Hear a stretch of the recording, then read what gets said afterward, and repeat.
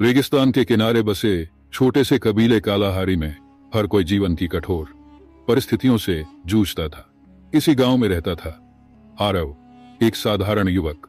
उसके जीवन में कोई बड़ा उद्देश्य नहीं था। वह दिन भर रेत की आंधियों से बचते हुए पानी और अनाज के लिए संघर्ष करता। आरव का बचपन भी ऐसा ही बीता था। उसकी दादी अक्सर उसे कहानियां सुनाया करती थी, प्राचीन गुफाओं, राक्षसों और वीर योद्धाओं की।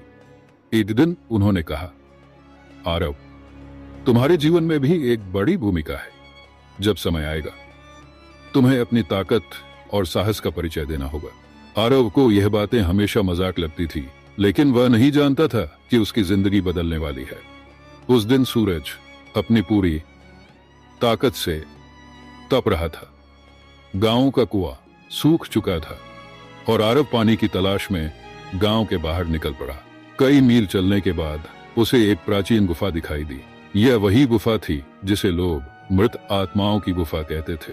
गांव के बुजुर्गों ने सख्त हिदायत दी थी कि वहां जाना मना है, पर आरव को गुफा से कुछ अजीब सी चमकती हुई रोशनी दिखाई दी। उसने खुद से कहा, ये जगह अजीब है, पर हो सकता है यहाँ पानी मिल जाए।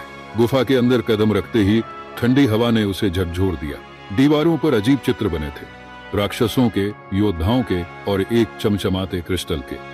गुफा के अंत में एक छोटा तालाब था और उसके केंद्र में एक चमकता हुआ नीला क्रिस्टल तैर रहा था। जैसे ही आरव ने क्रिस्टल की ओर हाथ बढ़ाया, अचानक एक गूंजती हुई आवाज सुनाई दी। एक महिला की परछाई धीरे धीरे स्पष्ट होने लगी। वह जादूगरनी मिराया थी। मिराया ने उसे घूरते हुए कहा, क्या तुम जानते हो कि यह क्रिस्टल क्या है? यह साधारण नहीं है, यह ताकत और जिम्मेदारी का प्रतीक है। इसे केवल वही छू सकता है जो अपनी नियति स्वीकार करने को तैयार हो। आरव ने थोड़ा डरते हुए कहा, मैं तो बस पानी की तलाश में यहाँ आया था, मैं कोई योद्धा नहीं हूँ। आप मुझसे क्यों बात कर रही हैं? मिराया ने गंभीरता से कहा। मैं इन राक्षसों का सामना कैसे कर सकता हूँ? मिराया ने कहा, तुम्हारी ताकत इस क्रिस्टल में छिपी है, लेकिन यह तुम्हें तभी शक्ति देगा जब तुम अपने भीतर के डर को हराओगे। क्या तुम तैयार हो? मिराया के शब्दों से पहले ही गुफा की दीवारें कांपने लगी। अचानक एक विशालकाय राक्षस प्रकट हुआ। यह गुफा का रक्षक अंधराक्ष था। वह बोला, जो इस क्रिस्टल को उठाना चाहेगा उसे मुझसे लड़ना होगा।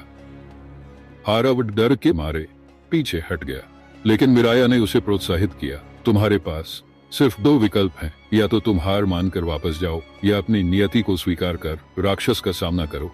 आरव ने अपनी पूरी हिम्मत जुटाई और जमीन पर पड़ी एक पुरानी तलवार उठा ली, लेकिन अंधराक्ष इतना विशाल और ताकतवर था कि हर बार बेकार साबित हो रहा था। आरव बार बेकार साबित हो रहा था। आरव बार बार गिर रहा था, लेकिन उसने हार नहीं मानी। लड़ाई के बीच जब अंधराक्ष ने अंतिम वार करने की कोशिश की तो आरव ने अचानक छलांग लगाई और अपनी तलवार से उसकी आंखों पर हमला कर दिया। राक्षस जोर से चीखा और गिर पड़ा। उसकी हार के साथ गुफा में शांति छा गई। लड़ाई खत्म होने के बाद मिराया ने कहा, तुमने अपनी पहली परीक्षा पास कर ली है, अब यह क्रिस्टल तुम्हारा है। जैसे ही आरव ने क्रिस्टल को छुआ, एक चमकदार रोशनी उसके चारों ओर फैल गई। उसे लगा जैसे ऊर्जा की एक लहर उसके शरीर में दौड़ गई हो। मिराया ने कहा। आरव ने मिराया से पूछा, लेकिन मैं क्यों? मैं साधारण हूँ। मिराया मुस्कुराई और बोली, हर महान योद्धा की शुरुआत साधारण होती है। तुम्हें वह साहस है जो इस दुनिया को बचा सकता है। अब अपनी यात्रा शुरू करो। आरव ने क्रिस्टल को अपने पास रखा और गुफा से बाहर निकला। बाहर की दुनिया अब उसे अलग लग रही थी। गहरी रेत और तपता सूरज अब उसे डराते नहीं थे। गुफा से निकलते ही उसे पहली दिशा दिखाई दी।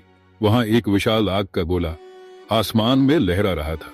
मिराया की आवाज फिर गूंजी, यह तुम्हारे पहले राक्षस अग्निकाल की चेतावनी है।